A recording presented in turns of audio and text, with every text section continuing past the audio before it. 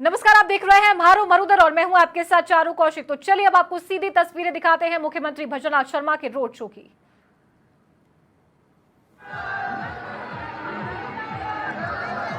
अद्भुत नजारा है जयपुर के सांगानेर में, जहां मुख्यमंत्री भजनलाल शर्मा रोड शो निकाल रहे हैं और उनके साथ जयपुर शहर से मौजूदा सांसद रामचरण बोहरा और लोकसभा प्रत्याशी जयपुर शहर से मंजू शर्मा इस खुली जीप में नजर आ रहे हैं। आपको हाथ जोड़कर सभी का अभिनंदन कर रहे हैं और देख सकते हैं आप बड़ी संख्या में समर्थक कार्यकर्ता रोड शो में नारेबाजी करते हुए नजर आ रहे हैं। सभी ने भगवा रंग का साफा पहन रखा है और आज से चैत्र नवरात्रि की शुरुआत हुई है और आज से हिंदू नव वर्ष की भी शुरुआत हुई है।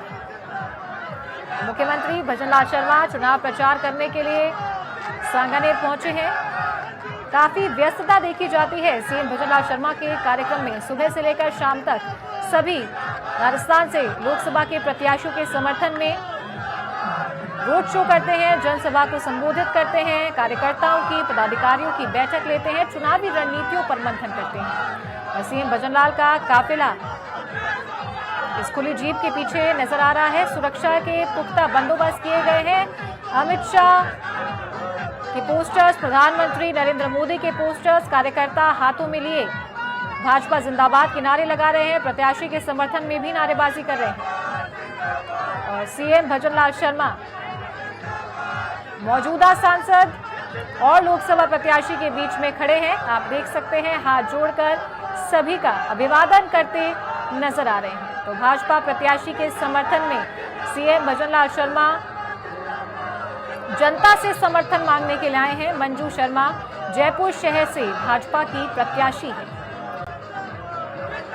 तो ऐसा पहली बार हुआ है जब जयपुर शहर से एक महिला प्रत्याशी को चुनावी मैदान में उतारा है। और ये वो अद्भुत नजारा है जयपुर के सांगानेर से, जहां आज सूबे के मुखिया CM Bhajanlal Sharma road show निकालने निकले हैं। उनके साथ मौजूदा सांसद हैं रामचरण बोहरा जयपुर शहर से और लोकसभा की प्रत्याशी हैं मंजू शर्मा। रोड शो में भाजपा के दिग्गज नेता मौजूद हैं और ये बड़ी संख्या में कार्यकर्ता आप देख सकते हैं, समर्थक भी हैं, कार्यकर्ता भी हैं और पदाधिकारी भी हैं। लोकसभा चुनाव 2024 का शंखनाद हो चुका है और हर जिले से, हर राज्य से, हर प्रदेश से सिर्फ चुनाव प्रचार की तस्वीरें आती हैं, जहां प्रत्याशी अपने समर्थन में माहौल बनाते हैं, जनता के बीच जाकर उनसे आग्रह करते हैं कि ज्यादा से ज्यादा वोट देकर उन्हें जीत दिलाई जाए। और सहयोगी मनोज भी इस रोड शो में मौजूद हैं, तस्वीरें लगातार साझा कर रहे हैं, उनसे बात करने की कोशिश करते हैं। मनोज, क्या कुछ तस्वीरें दिखाना चाहेंगे और कैसा माहौल इस वक्त वहां देखने को मिल रहा है, बताना चाहेंगे? शर्मा के साथ उससे पहले आप ये तस्वीरें देखिए। सीएम भजनलाल शर्मा हाथ जोड़कर सभी का अभिवादन कर रहे हैं। आचार संहिता का पालन करना भी जरूरी है और इसी के लिए जो परमिशन होती है वो लेनी पड़ती है ऐसे रोड शो निकालने के लिए, और वो परमिशन इन्होंने ग्रांट की और उसके बाद जनता के बीच में पहुंचे हैं। सभी से हाथ जोड़कर अभिनंदन कर रहे हैं, सभी का अभिवादन कर रहे हैं और ज्यादा से ज्यादा वोट करने की अपील भी करते अक्सर नजर आते हैं। तो इस बार मुकाबला होने वाला है मंजू शर्मा वर्सेस प्रताप सिंह खाचरियावास, जो कि कांग्रेस से प्रत्याशी हैं। जयपुर शहर से लोकसभा प्रत्याशी हैं प्रताप सिंह खाचरियावास। विधानसभा चुनाव में भी अपनी किस्मत को आजमाया था, लेकिन हार का मुंह देखना पड़ा था इन्हें। और एक बार फिर से सहयोगी मनोज शर्मा से जुड़ने की कोशिश करते हैं। मनोज, आप इस वक्त मौजूद है रोड शो में, कैसा माहौल देखने को मिल रहा है?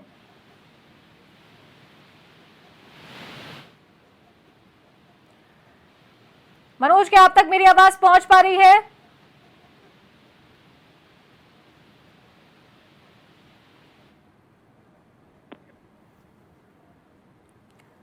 तो काफी संख्या में लोग यहां मौजूद हैं और काफी ज्यादा साउंड है, शायद इसके चलते मनोज से संपर्क नहीं हो पा रहा है, उनकी आवाज हम तक नहीं पहुंच पा रही है। लेकिन आप ये तस्वीरें देख सकते हैं, सीएम भजनलाल शर्मा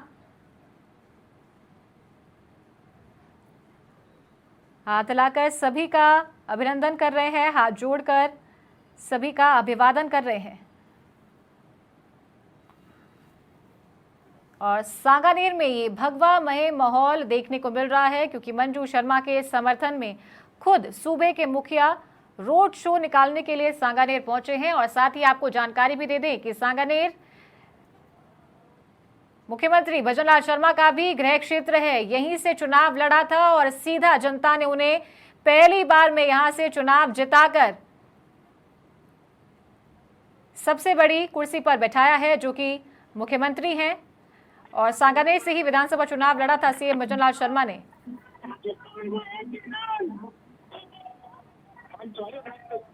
और हाथों में पोस्टर्स लिए कार्यकर्ता पदाधिकारी नजर आ रहे हैं। और एक बार फिर से सहयोगी मनोज शर्मा का रुख करते हैं। मनोज, आप मौजूद हैं यहाँ, कैसा माहौल देखने को मिल रहा है? सांगानेर विधानसभा क्षेत्र है सीएम भजनलाल शर्मा का और यही रोड शो निकालने पहुंचे हैं सीएम।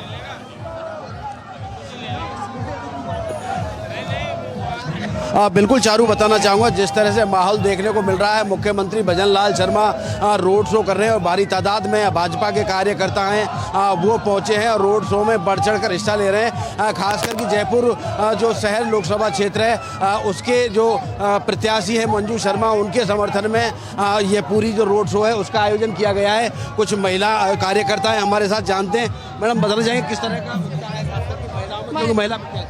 महिलाओं में बहुत उत्साह है और मंजू जी बहुत भारी जीत से जीतेंगी, जिसकी उम्मीद कांग्रेस को कभी नहीं होगी। कांग्रेस का सफाया होगा इस बार 400 पार। बिल्कुल चारू, कह सकते हैं जिस किसी से बात करने की बात जो की जा रही है, भाजपा उनके जो सभी जो कार्यकर्ता हैं उनका एक ही कहना है, आपकी बार 400 पार। हमारे साथ भाजपा नेता राधेश्याम शर्मा जी मौजूद हैं, उनसे बात करेंगे। अब की बार सांगानेर विधानसभा में एक अनूठा माहौल देखने को मिल रहा है जो एक नया कीर्तिमान स्थापित करेगा। सांगानेर विधानसभा में आज माननीय मुख्यमंत्री भजनलाल शर्मा जी का रोड शो हो रहा है मानसरोवर में, और यहाँ कम से कम अब की बार 1,25,000 वोटों से ज्यादा से जीतेगी सांगानेर विधानसभा। और जयपुर लोकसभा में ऐसा प्रतीत होता है कि एक नया कीर्तिमान स्थापित होगा। बहन मंजू शर्मा 8-10 लाख वोटों से चुनाव जीतेंगी। कांग्रेस कहीं मैदान में दिखाई नहीं दे रही है। बिल्कुल, यहाँ पर काफी उत्साह देखने को मिल रहा है। युवा नेता हैं भाजपा के, हमारे साथ नरेंद्र कटारा, उनसे जुड़ेंगे। किस तरह का पूरा तैयारी है रोड शो को? जयपुर 8 लाख से जीतेंगे। सरल स्वभाव, सहज स्वभाव बड़ी बहन मंजू दीदी को टिकट दिया है, इससे बहुत उत्साह है। माननीय प्रधानमंत्री जी पूरे देश में छाए हुए हैं, वो भाजपा और एक पूरे देश को एक परिवार की तरह सजोए हुए हैं। इसलिए जन जन माननीय प्रधानमंत्री जी को फिर प्रधानमंत्री बनाना चाहता है, मोदी जी को। इसलिए इस बार 400 पार से जीतेंगे। बिल्कुल, आप क्या कहना चाहोगे? देखिए, एक सामान्य परिवार की महिला को और जो संगठन से जुड़े हुए वर्षों से, ऐसी महिला को जो टिकट दिया है उसका पूरा उत्साह कार्यकर्ताओं में भी है और जनता में भी है। और अब की बार 6 लाख से ज़्यादा वोटों से जीत रही है मंजू दीदी। बिल्कुल चारू, कह सकते हैं यहाँ पर अपने अपने वादे हैं, अपने अपने दावे हैं। और यहाँ पर जिस तरह से पूरा माहौल है, जो भाजपा एक नारा लेके चली थी, मोदी का परिवार, मोदी का परिवार के जो यहाँ पर अधिकतर जो लोगों का कहना है कि पूरे जो लोग हैं मोदी का परिवार है। और मोदी के परिवार यहाँ पर पूरी तरह से जो भाजपा की जयपुर लोकसभा शहर से जो प्रत्याशी हैं मंजू शर्मा, समर्थन में पूरी तरह से जुटा हुआ है। जिस तरह से रोड में भी देखी जा सकती है, काफी भीड़ है। भाजपा कार्यकर्ता हमारे साथ हैं। किस तरह से पूरा जो माहौल है बनता हुआ? माहौल बहुत ही अच्छा है और हमें पूरी उम्मीद है कि उम्मीद क्या है, हमें तो मतलब 4 से 5 लाख वोटों से जीतेंगी मैडम। और बहुत ही अच्छा माहौल है, पूरा सनातनी माहौल हो रहा है और बहुत खुशी है और बहुत अच्छा माहौल है और हमें बहुत खुशी है और बहुत उत्साह में है हम लोग। बिल्कुल चारू, कह सकते हैं यहाँ पर जिस तरह से महिलाएं सेल्फी ले रही हैं, काफी उत्साह है जी। पूरी जो रैली निकाली जा रही है, पूरा जो शो है, बहुत शानदार शो है। आज एक मातृशक्ति को संसद में जाने का मौका मोदी जी ने दिया है, उसको हम मातृशक्ति सब नमन करती है। और जो जोश उत्साह है, हम 7 लाख से पार जीतेंगे। बिल्कुल चारू, यहाँ पर कह सकते हैं कि महिला शक्ति को जिस तरह से ये जो बात सामने आई है कि यहाँ पर एक महिला को मौका दिया है संसद में जाने का। एक महिला कार्यकर्ताओं से हमारी जो बात हुई थी तो उनका साफ तौर पर कहना था कि महिला को मौका मिला है, इसलिए यहाँ पर जो महिलाओं में भी भारी उत्साह देखने को मिल रहा है। चारू, मनोज, आप ये भी बातचीत कीजिए वहां उनके समर्थकों से, कार्यकर्ताओं से, कि वो कैसे इस पूरे मुकाबले को देखते हैं, क्योंकि एक तरफ मंजू शर्मा है भाजपा की उम्मीदवार, तो दूसरी तरफ जी चारू, बिल्कुल जिस तरह से देखा जा सकता है कि नेता है प्रताप सिंह खाचरियावास जो कि चुनावी रण में है। कैसा मुकाबला वहां के कार्यकर्ता समर्थक देखते हैं? जा रहे हैं, लोगों की संख्या बल है वो बढ़ता जा रहा है, भाजपा कार्यकर्ता है और वो बढ़ते जा रहे हैं। आपसे जानना चाहेंगे किस तरह के पूरा माहौल है? सर बहुत अच्छा माहौल है, 400 प्लस पार ही जाएगा। मोदी जी का अच्छे कार्यों की वजह से हिंदू का विकास के हिसाब से, हमारे बच्चों के फ्यूचर के हिसाब से भाजपा आना जरूरी है। बच्चों का हमारा फ्यूचर बहुत अच्छा होना चाहिए। आप क्या कहना चाहोगे? देखिए जिस प्रकार से उत्साह लोगों में यहाँ नजर आ रहा है मानसरोवर मार्केट में, तो इससे साफ जाहिर होता है कि पूरे राजस्थान में सबसे ज्यादा मतों से कोई सीट जीतेंगे तो जयपुर शहर की सीट हम लोग जीतेंगे। और विकास के नाम पे और यहाँ की जो जनता है, उस जनता ने हमारे राजस्थान का एक ही लाल है भजनलाल जी, उनको मौका दिया। उसी प्रकार मंजू जी को मौका देकर हम लोग संसद में मंजू जी को भेजेंगे। बिल्कुल चारू कह सकते हैं, काफ़ी उत्साह, काफ़ी उमंग। और यहाँ पर जिस तरह से पूरा जो रोड शो चल रहा है, भारी तादाद में यहाँ जो लोग हैं, खास करके रोड शो की जो दूरी है वो करीब 5 किलोमीटर से अधिक रखी गई है। लेकिन यहाँ पर जो कार्यकर्ताओं का उत्साह है वो देखने को मिल रहा है। और सभी जो कार्यकर्ता रोड शो का क्या रूट रहने वाला है, कहाँ से इसकी शुरुआत हुई थी और कहाँ जाके रोड शो खत्म होगा? से यहाँ पर मुख्यमंत्री भजनलाल शर्मा का लोग पुष्प वर्षा करके अभिवादन कर रहे हैं। और मुख्यमंत्री भजनलाल शर्मा भी यहाँ पर पूरी तरह से लोगों के जो उत्साह है उसको देखते हुए उनका अभिवादन है वो स्वीकार कर रहे हैं। लोगों पर मुख्यमंत्री भजनलाल शर्मा द्वारा जो फूलों की वर्षा है वो की जा रही है। और यहाँ पर जगह जगह पर मुख्यमंत्री भजनलाल शर्मा का स्वागत करने के लिए लोग पहुँचे हैं। मुख्यमंत्री भजनलाल शर्मा को अपने अपने हिसाब से माला साफा पहनाकर स्वागत कर रहे हैं। चारू बिल्कुल सही कहा आपने मनोज, तस्वीरें आप साझा कर रहे हैं हमारे साथ में। मुख्यमंत्री भजनलाल शर्मा को माला पहनाई जा रही है, उन पर पुष्प वर्षा की जा रही है। बात कर रहे थे कि क्या रूट रहने वाला है इस पूरे रोड शो का? चलो साहब चलो। मनोज जी आगे गाड़ी पीछे ही जा सकती है। पूरी जो व्यवस्था है किस तरह से की? हाँ जी, पूरी जो रोड शो की व्यवस्था है किस तरह से की? रोड शो की बहुत अच्छी व्यवस्था है, कार्यकर्ताओं में बहुत उत्साह है। भारतीय जनता पार्टी के सांगानेर के सभी कार्यकर्ताओं में बहुत उत्साह है।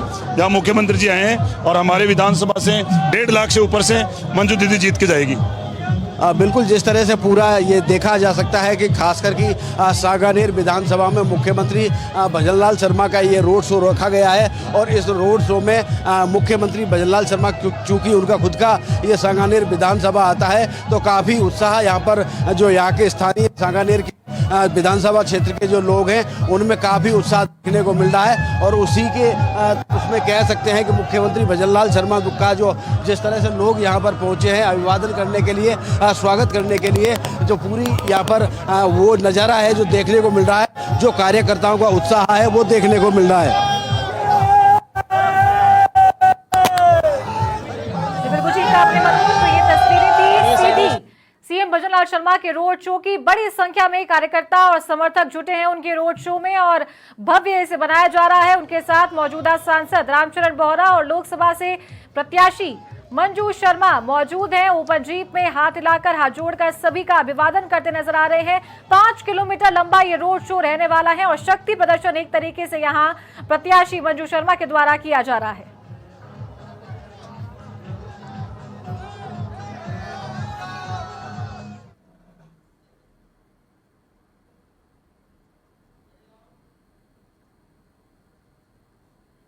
खबरों का रुख करते हैं बाड़मेर से। इस वक्त की बड़ी खबर आ रही है जहां पिता को टिफिन देने जा रही नाबालिग से रेप हुआ। मेडिकल संचालक ने अपहरण कर नाबालिग से रेप किया और पीड़िता ने घर जाकर आत्महत्या का प्रयास भी किया है।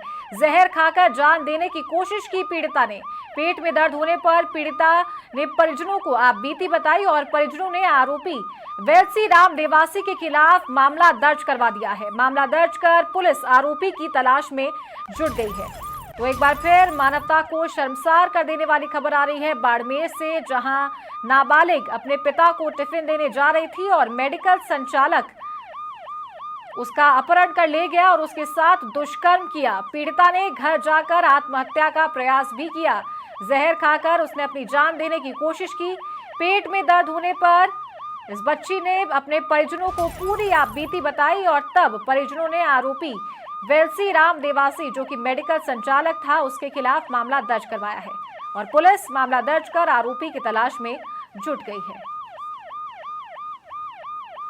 तो ये पूरा मामला बाड़मेर का बताया जा रहा है, जहां नाबालिग के साथ में रेप हुआ जब वो अपने पिता को टिफिन देने जा रही थी और मेडिकल संचालक ने उसका अपहरण किया और उसके बाद रेप किया उसके साथ में। पीड़िता ने घर जाकर आत्महत्या का प्रयास भी किया। जहर खाकर नाबालिग ने अपनी जान देने की कोशिश की। जब उसे तकलीफ हुई, जब उसके पेट में दर्द हुआ, तब उसने अपने परिजनों को ये पूरी आपबीती बताई और आरोपी वेलसी राम देवासी के खिलाफ मामला दर्ज करवाया गया। तो पुलिस मामला दर्ज कर आरोपी की तलाश में जुट गई है। तो काफी गंभीर मामला है, नाबालिग के साथ में रेप हुआ है और मेडिकल संचालक ने उस बच्ची के साथ में रेप किया। पहले उसका अपहरण किया और उसके बाद में ये पूरी वारदात हुई। जब वह अपने घर गई, उसके पेट में दर्द हुआ, तब परिजनों को पीड़िता ने पूरी आपबीती बताई और परिजनों ने थाने पहुंचकर मुकदमा दर्ज करवाया है और पुलिस आरोपी की तलाश में जुट गई है। और ज्यादा जानकारी के साथ सहयोगी भीमाराम का रुख करते हैं। भीमाराम, क्या कुछ अपडेट है इस पूरे मामले को लेकर? पुलिस ने कार्रवाई करना शुरू कर दिया है, आरोपी का कुछ पता लग पाया है?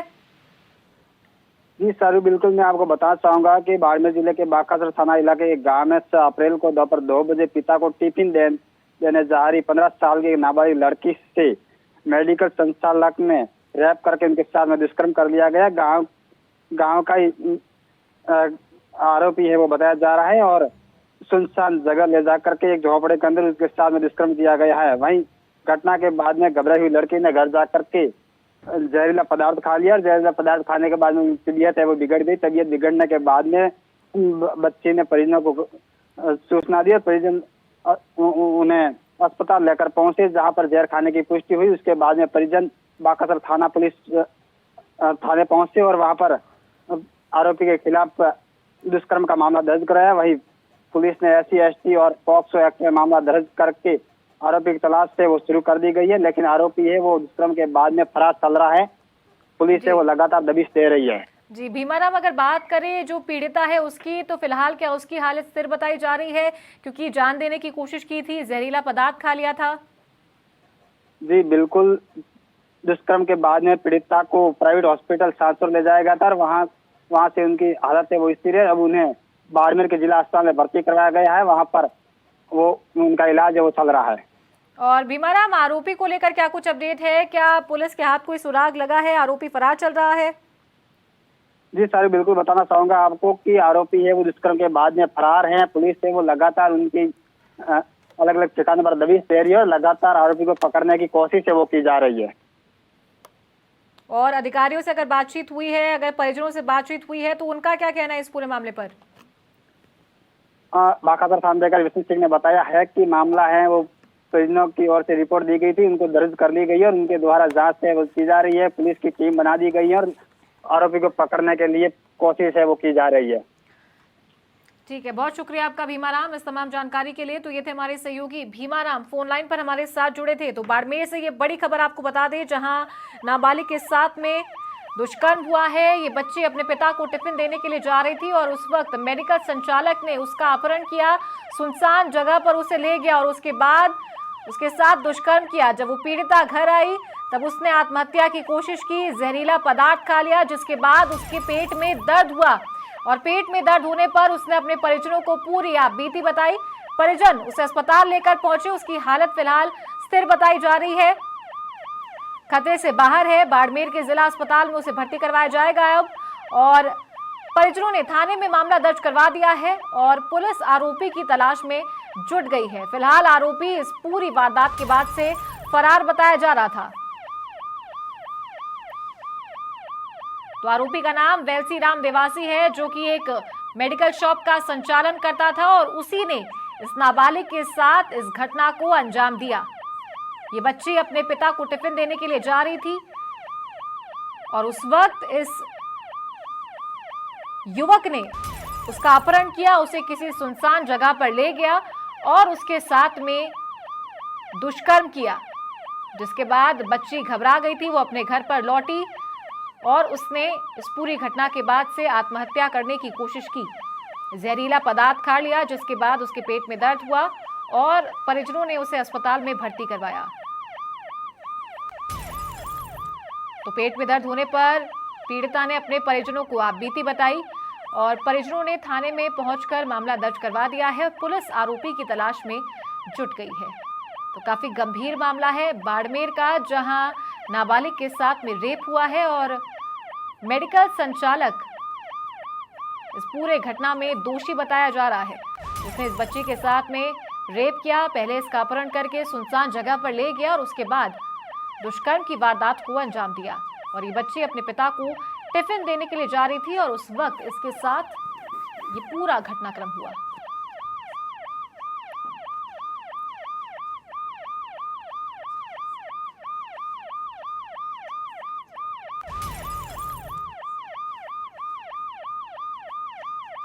इस वक्त की बड़ी खबर बाड़मेर से है, जहां एक बच्ची के साथ में रेप हुआ है। ये नाबालिग अपने पिता को टिफिन देने के लिए जा रही थी और मेडिकल संचालक वेलसी राम देवासी ने इसका अपहरण कर इसके साथ दुष्कर्म किया और पीड़िता ने घर जाकर आत्महत्या का प्रयास भी किया।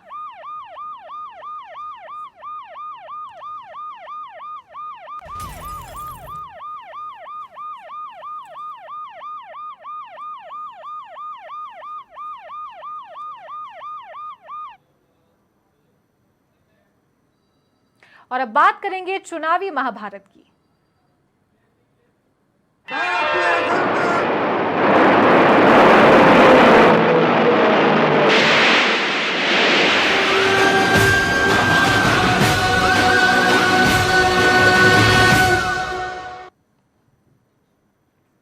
तो गृह मंत्री अमित शाह एक बार फिर राजस्थान दौरे पर आ रहे हैं। 14 अप्रैल को बीकानेर में जनसभा को संबोधित करेंगे। बीकानेर से प्रत्याशी अर्जुन राम मेघवाल के समर्थन में जनसभा होने वाली है और अमित शाह के दौरे को लेकर भाजपा कार्यकर्ता तैयारियों में जुट गए हैं। तो अमित शाह जो कि केंद्रीय गृह मंत्री हैं, साथ ही भाजपा के चाणक्य इन्हें कहा जाता है, और अर्जुन राम मेघवाल जो कि केंद्रीय राज्य कानून मंत्री हैं और बीकानेर से प्रत्याशी हैं, उनके समर्थन में बीकानेर में अमित शाह जनसभा को संबोधित करने के लिए 14 तारीख को राजस्थान दौरे पर आने वाले हैं। तो केंद्रीय नेताओं ने अपनी पूरी ताकत झोंक दी है राजस्थान में। मिशन 25 को सफल बनाने के लिए 25 की 25 बीजेपी के खाते में आए, उसके लिए पुरजोर ताकत कर रही है भाजपा।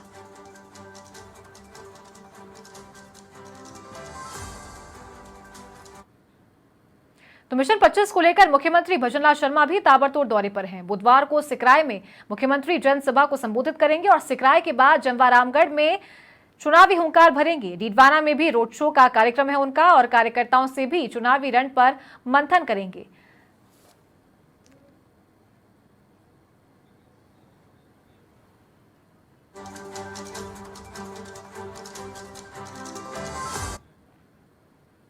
तो कांग्रेस को एक और बड़ा झटका लगा है। सीताराम अग्रवाल अब भाजपा में शामिल होंगे।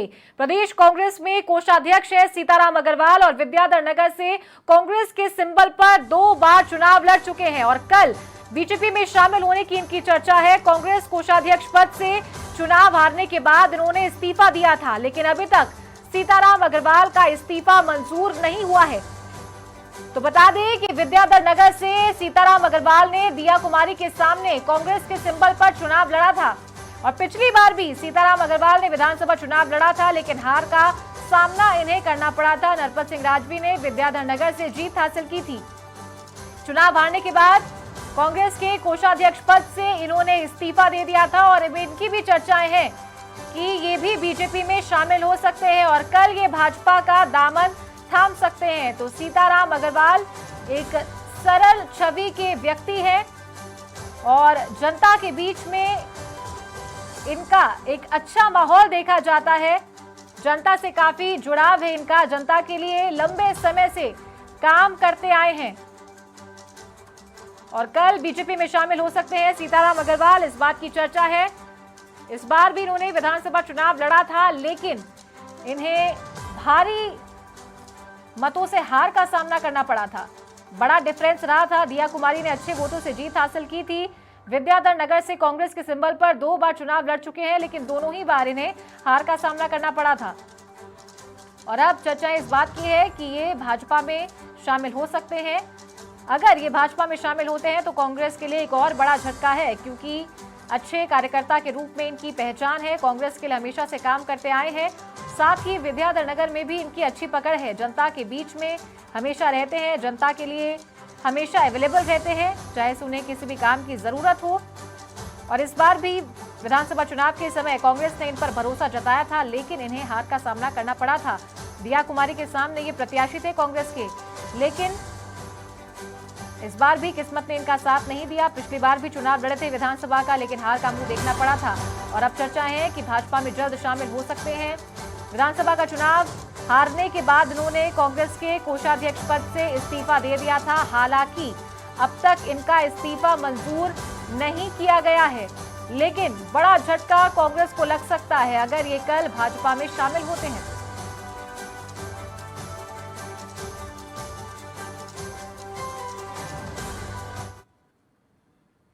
तो लोकसभा चुनावों को लेकर बीजेपी ने वॉर रूम गठित किया है। विवेक गुप्ता को वॉर रूम का संयोजक नियुक्त किया है। चुनाव प्रबंधन समिति ने ये संयोजक नियुक्त किया। तो वॉर रूम में अब क्या कुछ रणनीति होने वाली है, किन मुद्दों को लेकर वॉर रूम में चर्चा की जाएगी और किस लिए इस वॉर रूम का गठन किया गया है, इसकी जानकारी भी आपको दे देते हैं। आगामी लोकसभा चुनाव को लेकर इसका गठन किया गया है और विवेक गुप्ता को वॉर रूम का संयोजक बनाया गया है। चुनाव प्रबंधन समिति ने इनकी नियुक्ति की है। तो किस तरीके से ये पूरा चुनाव सही तरीके से मैनेज किया जाएगा, इन सभी बातों को लेकर कार्यकर्ताओं के साथ, पदाधिकारियों के साथ में मंथन किया जाएगा। आगामी रणनीतियों को लेकर, बूथ मैनेजमेंट को लेकर तो जानकारी आपको दे दें कि भाजपा अपने बूथ मैनेजमेंट के लिए अक्सर जानी जाती है और आज लोकसभा चुनावों को देखते हुए बीजेपी ने वॉर रूम का गठन किया है और विवेक गुप्ता को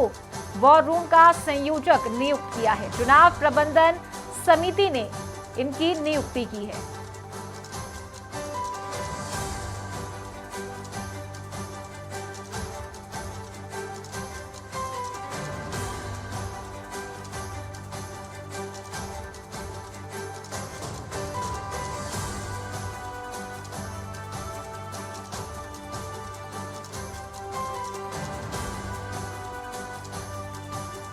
लोकसभा चुनाव 2024 को लेकर भाजपा ने प्रदेश में वॉर रूम का गठन किया है। विवेक गुप्ता को वॉर रूम का संयोजक नियुक्त किया है। चुनाव प्रबंधन समिति ने संयोजक की नियुक्ति की है। लोकसभा चुनाव को किस तरीके से मैनेज किया जाएगा, कार्यकर्ताओं की क्या कुछ ड्यूटीज लगाई जाएगी, बूथ मैनेजमेंट पर किस तरीके से कार्यकर्ताओं को ड्यूटीज का अलॉटमेंट किया जाएगा, इन सभी रणनीतियों को लेकर चर्चा की जाएगी। हालांकि भाजपा ने अभी तक अपना घोषणा पत्र भी जारी नहीं किया है, तो इसे लेकर भी चर्चाएं की जाएगी, चुनावी रणनीतियों पर मंथन किया जाएगा।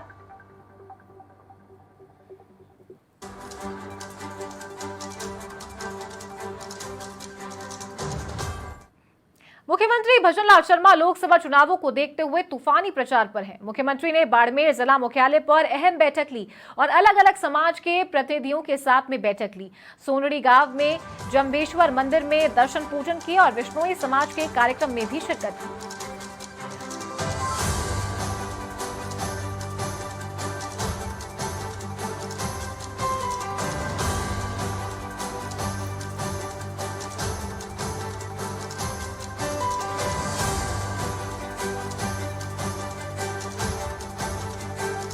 तो कल मुख्यमंत्री भजनलाल शर्मा का बाड़मेर का दौरा रद्द हो गया था। उनके हेलीकॉप्टर में कोई तकनीकी खराबी हो गई थी, जिसके चलते बाड़मेर में कल वो जनसभा करने वाले थे, लेकिन वो आगे कार्यक्रम प्रस्तावित नहीं हो पाया था। तो सभी कार्यकर्ताओं को, समर्थकों को सभास्थल से वापस लौटना पड़ा। लेकिन आज बाड़मेर जिला मुख्यालय पर उन्होंने अहम बैठक की कार्यकर्ताओं के साथ, अलग अलग समाज के प्रतिनिधियों के साथ उन्होंने बैठक की, चुनावों को लेकर चर्चा की, रणनीतियों पर मंथन किया। साथ ही विश्नोई समाज के कार्यक्रम में भी सीएम भजनलाल शर्मा ने शिरकत की। तो बाड़मेर में इस बार मुकाबला काफी रोचक होने वाला है, क्योंकि मौजूदा सांसद और केंद्रीय राज्य कृषि मंत्री कैलाश चौधरी यहां से भाजपा के उम्मीदवार हैं। तो उम्मेदाराम बेनीवाल कांग्रेस के प्रत्याशी हैं और निर्दलीय प्रत्याशी है रविंद्र सिंह भाटी, जिन्होंने मुकाबला काफी रोचक कर दिया है। इस बार निर्दलीय विधानसभा चुनाव जीता था इन्होंने।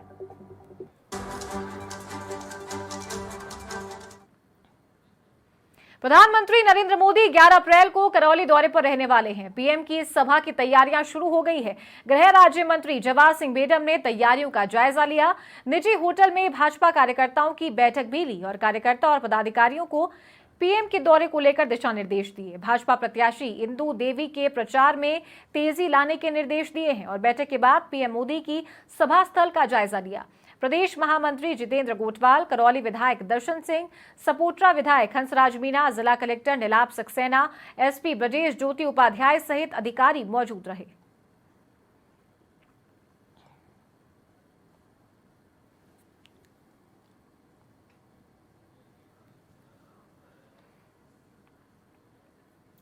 लोकसभा चुनावों के रण के बीच भाजपा का कुंडा लगातार बढ़ता जा रहा है, तो वहीं पूर्व आईपीएस बीएल सोनी ने भी भाजपा की सदस्यता ग्रहण की। ज्वाइनिंग के साथ बीएल सोनी ने पूर्ववर्ती कांग्रेस सरकार पर कई गंभीर आरोप लगाए। सोनी ने कहा कि गहलोत सरकार में भ्रष्टाचार कैंसर की तरह फैल रहा था। एसीबी डीजी रहते हुए 600 से ज्यादा भ्रष्टाचारी कर्मचारियों और अधिकारियों पर कार्रवाई की अनुमति मांगी, लेकिन गहलोत सरकार से अनुमति नहीं मिली। तो वहीं कांग्रेस के एक बड़े नेता अपने परिवार के सभी सदस्यों को नौकरी लगवा रहे थे। सोनी ने कहा कि शुरू से युवाओं की समस्याओं से जुड़ा रहा हूं। पिछली सरकार में युवाओं के साथ कुठाराघात हुआ और उससे आहत होकर भाजपा की सदस्यता ली।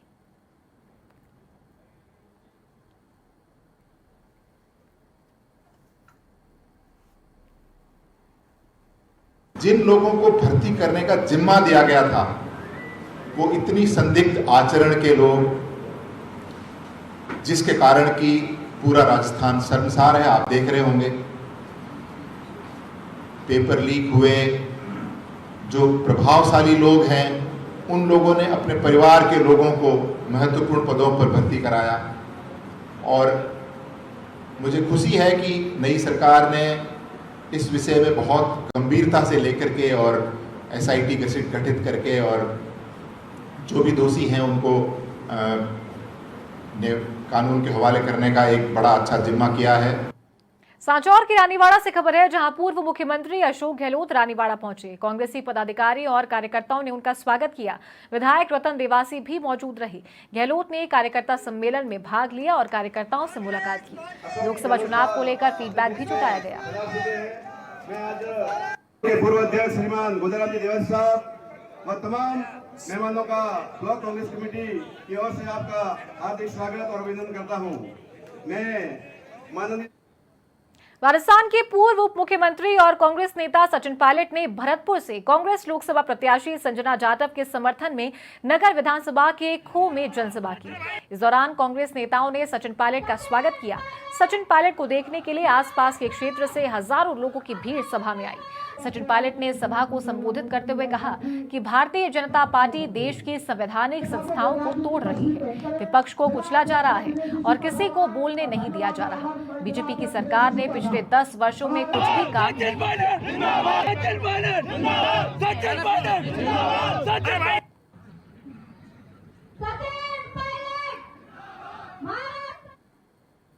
हम तो शुद्ध रूप से विकास, महंगाई, बेरोजगारी, किसानी पर ध्यान फोकस करते हैं और 10 साल में आपने अपने वादे पूरे किए नहीं। आमदनी दुगनी किसान की हुई नहीं, तो रोजगार मिले नहीं, हालात को समाप्त किया नहीं। आपने किया क्या है? भाषण दिए, आश्वासन दिया है, छापे डाले हैं, लोगों को जेल में डाला है।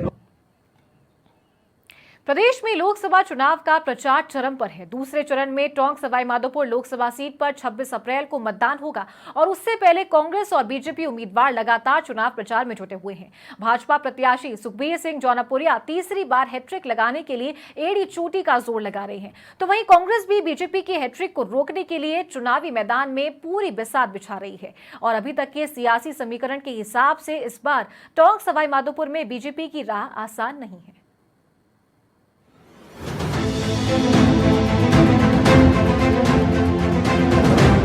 क्या टोंक सवाई माधोपुर में बीजेपी की हैट्रिक रोक पाएंगे हरीश मीणा?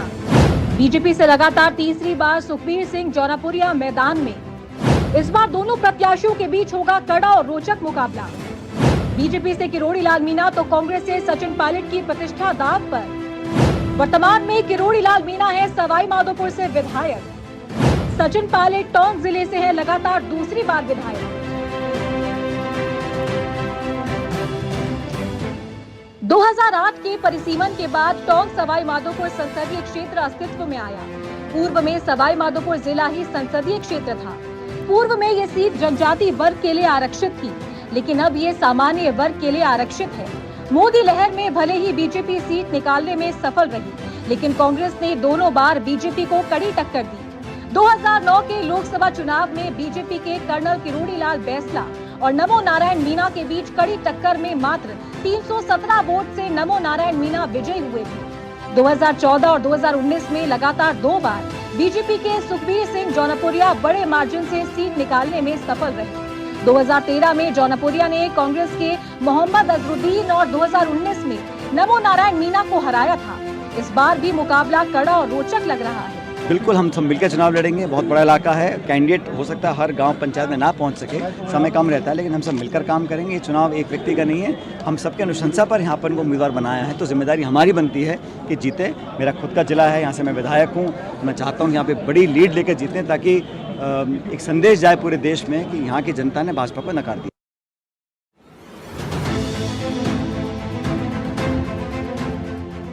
भाजपा भले ही पिछले दोनों लोकसभा चुनावों में सफल रही हो, लेकिन इस बार बीजेपी की राह आसान नहीं है।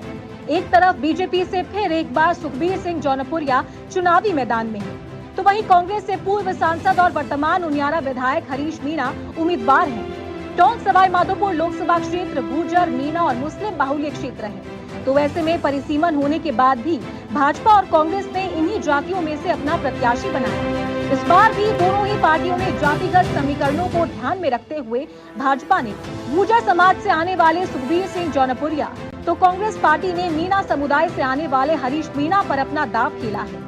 इस चुनाव में बीजेपी के वरिष्ठ नेता किरोड़ी लाल मीणा और कांग्रेस के नेता सचिन पायलट की प्रतिष्ठा दांव पर है, क्योंकि इस बार दोनों ही नेता अपनी पार्टी की ओर से चुनावी कमान संभाले हुए हैं। तो ऐसे में देखना दिलचस्प होगा कि क्या कांग्रेस बीजेपी की हैट्रिक रोककर फिर से इस सीट पर अपना परचम लहरा पाएगी या नहीं। दिनेश कसाना, समाचार प्लस, जयपुर।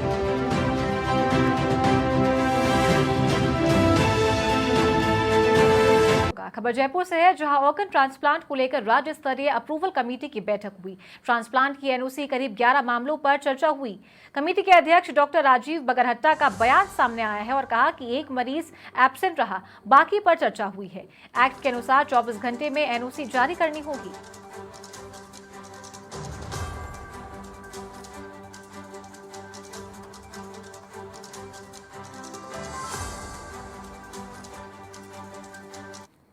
मैंने कहा कि पिछले 1 वर्ष में जब से कमेटी का गठन हुआ और मुझे बतौर एक इसमें सदस्य के रूप में रखा गया, ये प्रथम बार मेरी हॉस्पिटल में जहाँ उनकी कमेटी नहीं है और जहाँ ऑर्गन ट्रांसप्लांट की मंजूरी मिली हुई है, उनके तो पेशेंट्स आते हैं, साथ ही साथ जो अनरिलेटेड भी जो होते हैं इसमें इसके उनको भी इसमें रखा जाता है। ये भी मैं इस बारे में कहना चाहूँगा, क्योंकि ये बहुत ही संवेदनशील मामला है।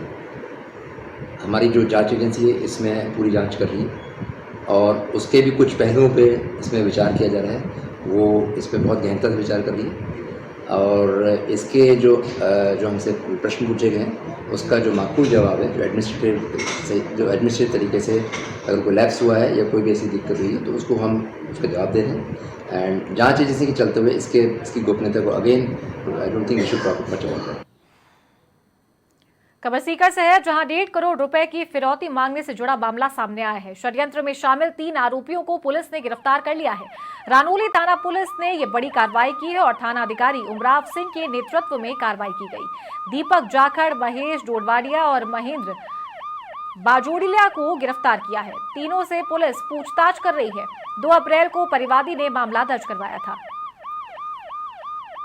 तो सीकर से बड़ी खबर आ रही है, जहां 1.5 करोड़ रुपए की फिरौती मांगने से जुड़ा यह मामला था और षड्यंत्र में शामिल 3 आरोपियों को पुलिस ने गिरफ्तार कर लिया है। रानोली थाना पुलिस ने इस पूरी कार्रवाई को अंजाम दिया। थाना अधिकारी उमराव सिंह के नेतृत्व में ये कार्रवाई की गई और दीपक जाखड़, महेश डोडवाडिया और महेंद्र बाजडोलिया को गिरफ्तार कर लिया है। तीनों से पुलिस गहनता से पूछताछ कर रही है और 2 अप्रैल को इन आरोपियों ने ये फिरौती मांगी थी और परिवादी ने 2 अप्रैल को मामला दर्ज करवाया था।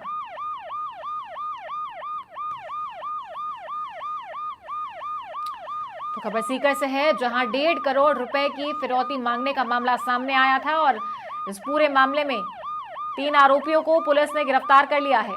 रानोली थाना पुलिस ने ये पूरी कार्रवाई की और थाना अधिकारी उमराव सिंह के नेतृत्व में ये कार्रवाई की गई है।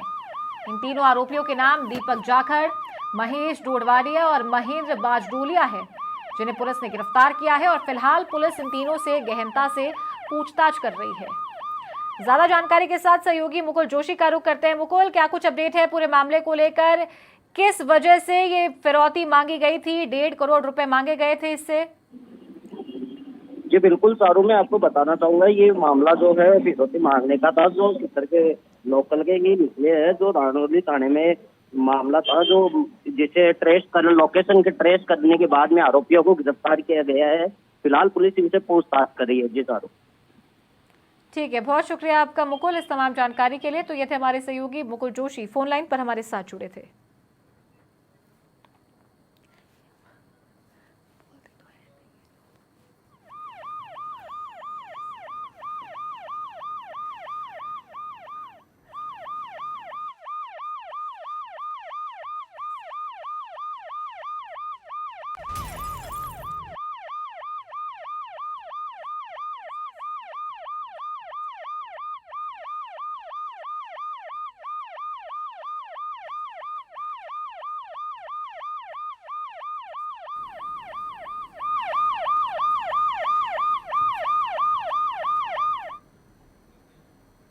समग्र शिक्षा अभियान को लेकर शिक्षा संकुल में शिक्षा शासन सचिव कृष्ण कुणाल ने एक बैठक ली है, जिसमें शिक्षा को सुगम बनाने, बच्चों को बेहतर शिक्षा देने और नए सत्र की कार्य योजना बनाने पर चर्चा हुई।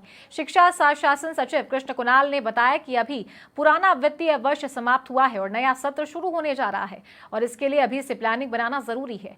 चूंकि अभी आचार संहिता लगी हुई है और हमारे पास भी अभी समय है कि हम सभी स्कूल की ट्रेनिंग करवा लें, ताकि सत्र में कक्षाएं ज्यादा लग सकेगी और बच्चों को ज्यादा फायदा मिल सकेगा।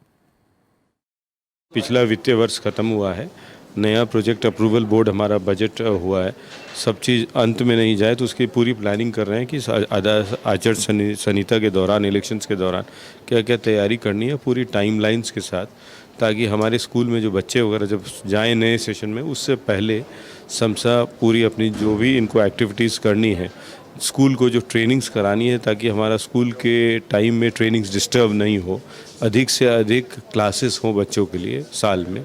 इन सब को देखते हुए अभी डायरेक्टर, एसपीडी वगैरह सबके साथ, आरएससीआरटी सबके साथ उसी की मीटिंग रिव्यू की गई।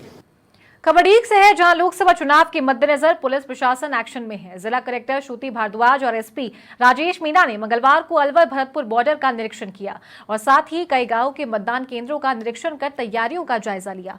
इस दौरान कलेक्टर ने बूथ लेवल अधिकारियों से मतदान केंद्रों पर व्यवस्था के बारे में जानकारी ली और आवश्यक दिशा निर्देश दिए। तो वहीं चेक पोस्ट के निरीक्षण के दौरान कलेक्टर ने चेक पोस्ट पर बैरिकेडिंग लगाने और सजगता से निगरानी सुनिश्चित करने का निर्देश दिया।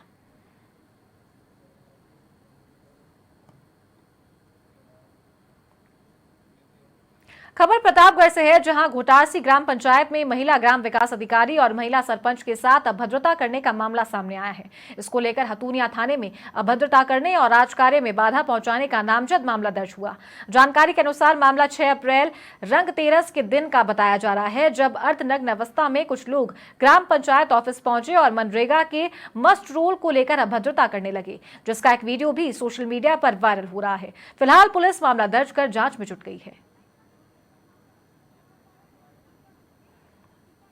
तो पंचायत आई थी मेरे जरूरी काम के लिए, इस वजह से गांव के लोगों ने मेरे साथ गालों गलौज करी, तो राजकार्य में बाधा डाली। इसके लिए आरोपी की सजा दिलाना चाहती हूँ, इसलिए बोलती हूँ। तो आपने क्या कार्रवाई की इसमें? मैंने एसपी साहब को थाने में रिपोर्ट लिखवाई और एसपी साहब से बात करी। एसपी साहब आए थे ये जो गांव के लोगों ने विरोध किया उसकी वजह क्या थी? उसके वजह से नरेगा मिस्टोल। पाली में लोकसभा चुनाव के मद्देनजर पुलिस की सक्रियता देखने को मिली। एसपी चूनाराम जाट मीडिया से रूबरू हुए। 4 अलग अलग मामलों में पुलिस को सफलता मिली है। व्यापारी से 18 लाख की लूट का महज 6 घंटों में खुलासा किया। 5 आरोपियों में से 4 को गिरफ्तार किया जा चुका है। सांडेराव के निकट डीएसटी और सांडेराव पुलिस ने कार्रवाई करते हुए 508 किलो अवैध डोडापोस्ट सहित स्कॉर्पियो जब्त की। तो वहीं डीएसटी और सदर थाना पुलिस ने बिना बिल के गोल्ड परिवहन पर शिकंजा कसा। 2 किलो सोना और क्रेटा कार सहित 2 आरोपियों को गिरफ्तार किया। जैतपुर थाना क्षेत्र में लूट की वारदात का भी खुलासा किया।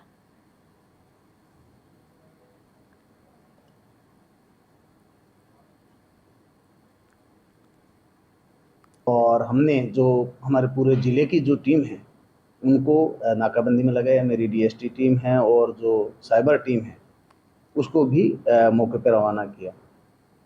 जब चारों तरफ नाकाबंदी होती देख करके लगभग 8 साढ़े 8 बजे के आसपास में जो मनोहर सिंह है, जो गाड़ी का ड्राइवर था, उसको हमारे जो केसलाव चौकी है और जो लूट की राशि है उसकी बरामदगी के प्रयास किए जा रहे हैं।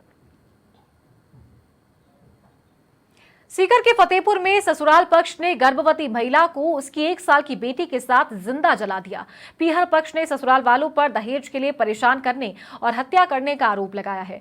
पुलिस ने महिला के पति को गिरफ्तार किया। रामगढ़ थानाधिकारी बिमला बुढ़ानिया ने बताया कि तिहाई गांव की रिंकू और उसकी 1 साल की बेटी आर्या की मौत हो गई है। महिला 3 महीने की गर्भवती भी थी। रिपोर्ट के बाद आरोपी पति को उसके घर से ही गिरफ्तार कर लिया गया।